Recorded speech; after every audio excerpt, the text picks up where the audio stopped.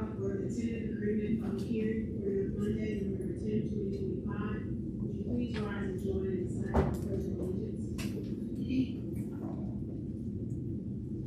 Allegiance to the flag of the United States of America and to the republic for which it stands, one nation, under God, indivisible, with liberty and justice for all.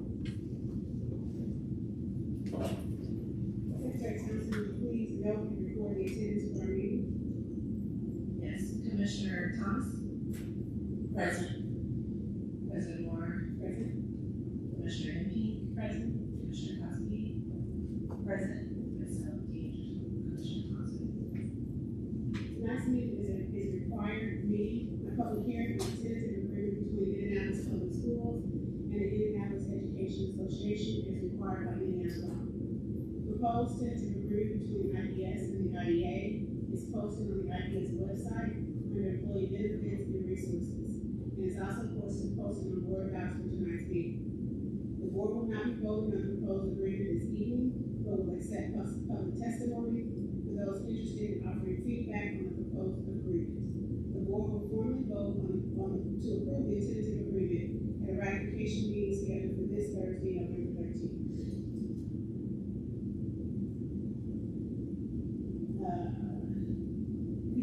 Could you please give the administration's brief overview of the proposed collective bargaining agreement? Sure, I'd be happy to, and it's a pleasure to follow here today, especially with such good news of the agreement.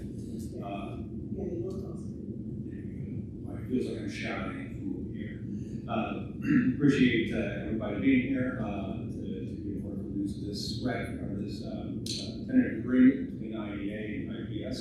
Welcome to the representatives of IEA here in support, and appreciate, as always, their cooperation, collegiality, and general demeanor in getting a deal done. And I'm very happy to say, and I hope it's shared, that we have a really strong relationship with the association.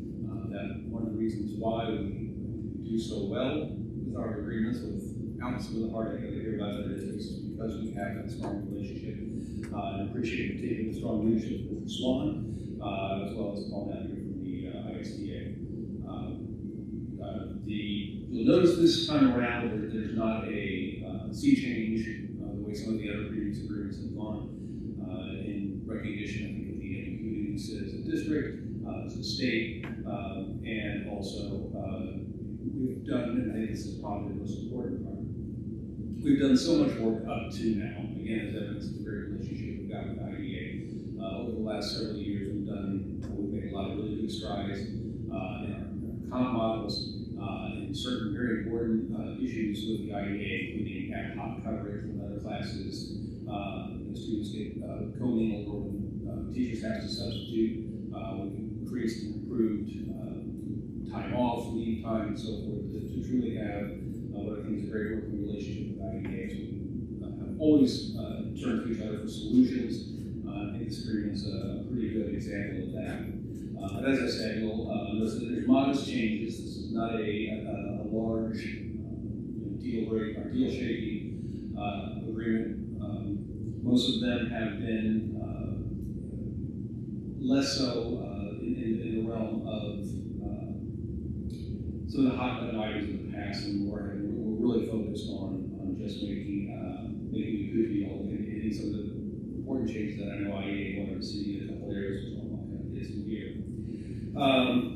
First of all, in terms of the overall compensation strategy, we have scheduled for a overall base pay increase for year one at 2.5%, the second year, and a 1.5% increase in base pay. The reason for the disparity in those two, we could have averaged it out to 2, but really it was the future is now. We wanted to help our employees now on the front end and let them realize as much of what we had planned and thought that we could afford at the outset, rather than drag it on over the 2 years. There are other mechanisms should things change in the future, but for now, we thought that this was a good setup to put our employees first and put the money in their pockets now versus later. The new minimum starting salary will be $54,800 for the 2025 school year, and $55,600 for the 2026 school year. We've also incorporated the literacy endorsement as part of our pay, which is mandated by statute over the last legislative session. We didn't make any changes to pay for our ancillary duties and teacher leader roles. However, previously, and again, as evidence of the good working relationship we have with IDEA, we have set minimums the last time we negotiated with the flexibility for the IDPS in those roles to increase. We never fall below it, to increase or change pay as market conditions or working conditions might require. I won't speak for the IEA, but I believe what I heard from them anyway is that we've been measured about how we use that and have proven that we are going to continue to try to pay market rates in those areas, but to not necessarily let them be fixed and taken away from other important areas of compensation if it was. Another issue that IDEA had brought to the table this time was, number one, codifying what we had previously called a pilot program. This was ad hoc pay, basically for those instances in which a teacher was absorbing students from another class and were having to sit in on and help substitute teach other classes. There were some clarifications they wanted to see along those lines, including how we were measuring the eligibility criteria. It wasn't just for one student comes to your class. I think we had previously couched that more in what's the size of your class and how much is it increasing by. And we flipped that around and say, what's the size of the class you're getting? Because it does matter. Different kind of classes are smaller, but that doesn't necessarily mean that it's not a burden that the absorbing teacher is not carrying nonetheless. So we kind of reversed that and looked at it more by how many students are coming from the class in which from the previous class into the new class. But as I said, we've removed the pilot word from that. It is now ensconced in our CBA. We're proud to have it there, and we think it's been a win for the teachers, a win for the district, who helps us not rely as much on substitute costs and make sure that none of our staff members feel like we're abusing them by using them to help in shortages and where we've got staffing issues.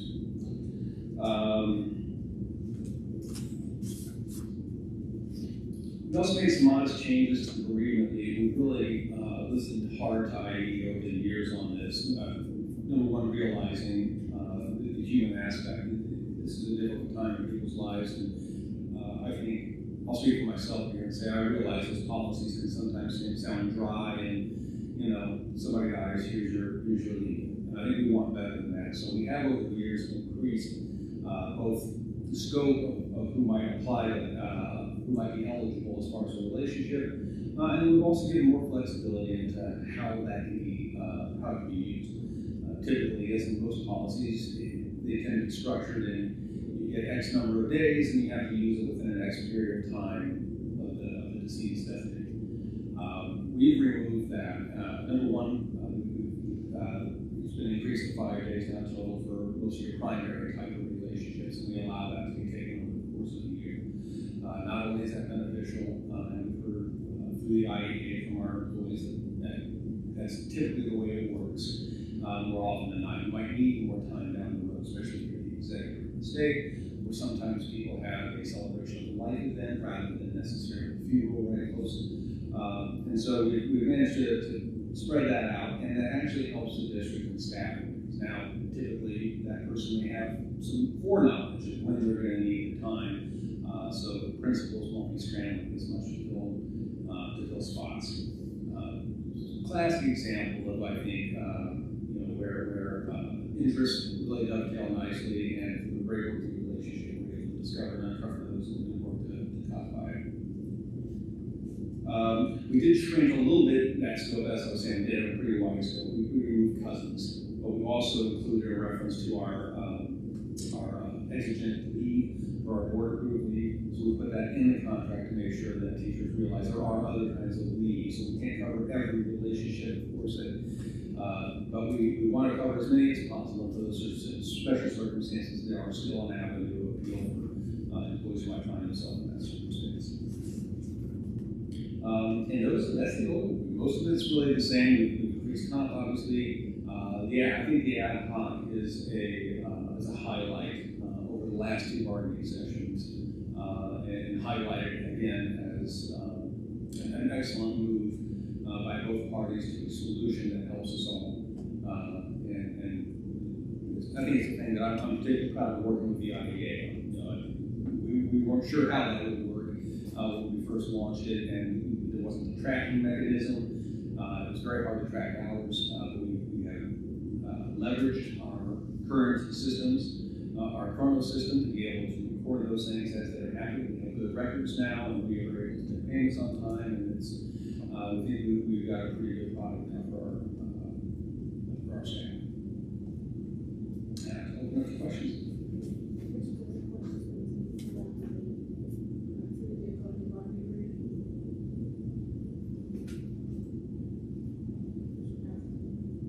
And I'm just curious, the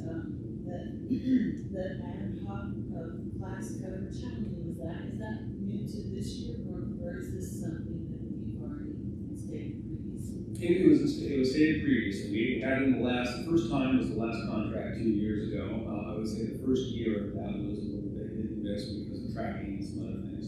And then we've smoothed that out since then, allowing us to, I think, take it out of that sort of temporary status and put it as, okay, this is something that works for us.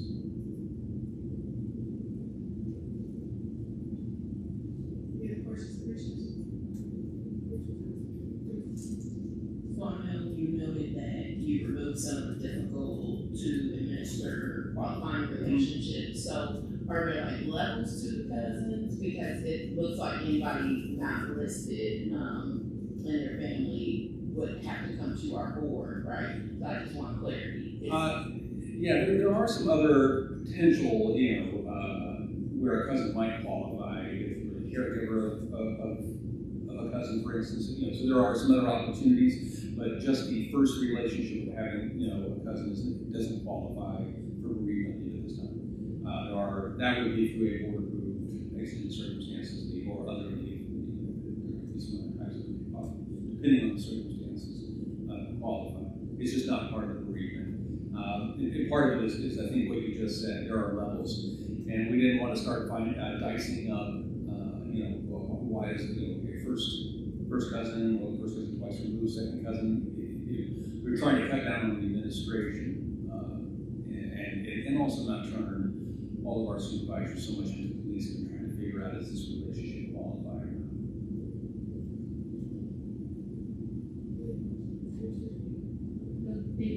Mine was very similar, just the section 5, or point number 5 in section 2. I believe I just heard to be answered that. Thank you.